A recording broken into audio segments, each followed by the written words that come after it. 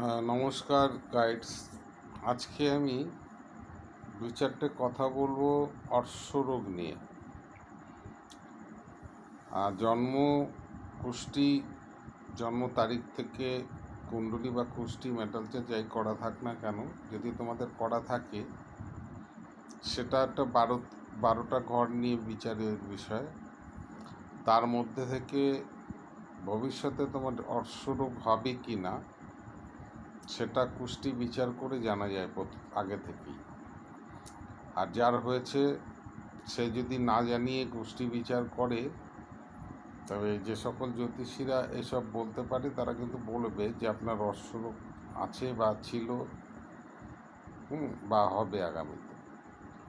মঙ্গলকে আমরা একটু প্রায়োরিটি দিয়ে এর জন্য মঙ্গলকে, যেমন মাঙ্গলিক দোষের ক্ষেত্রে যেরকম লগ্নে, চতুর্থে, সপ্তম, অষ্টম অথবা নবমেও ধরে নিলে মঙ্গলের অবস্থান, এবং মঙ্গল যদি একটু প্রীত হয়, সপ্তম অষ্টমপতি পাপপ্রীত হলে এবং অর্শরোগ হওয়ার একটা সিমটম থাকে, পাপপ্রীত হয়ে দুস্থানে অবস্থান, অথবা দ্বিতীয়তে মঙ্গল, তৃতীয়তে শনি, এরকম কিছু কিছু পয়েন্ট আছে যেগুলো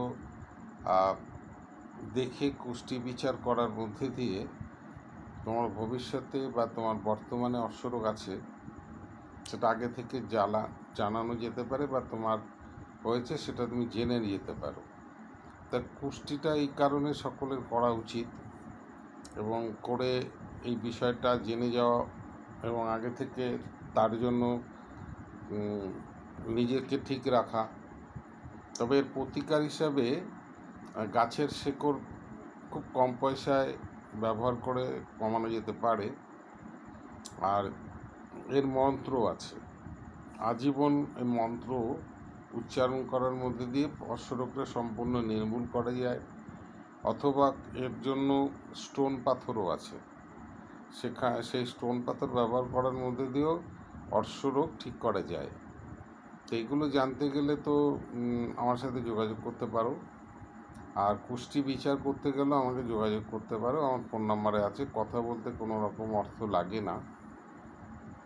আমি এই কারণে ইউটিউবে ছাড়ছি। তোমাদের যদি ভালো লাগে বা কারো যদি এরকম হয়ে থাকে, শেয়ার করে দিয়ে সাবস্ক্রাইবের মাধ্যমে চ্যানেলটাকে তোমরা যাতে আর খুঁজতে না হয় সেরকম উপকারী কোনো ব্যাপারের জন্য ফোন করা। তা যাই হোক, আজকের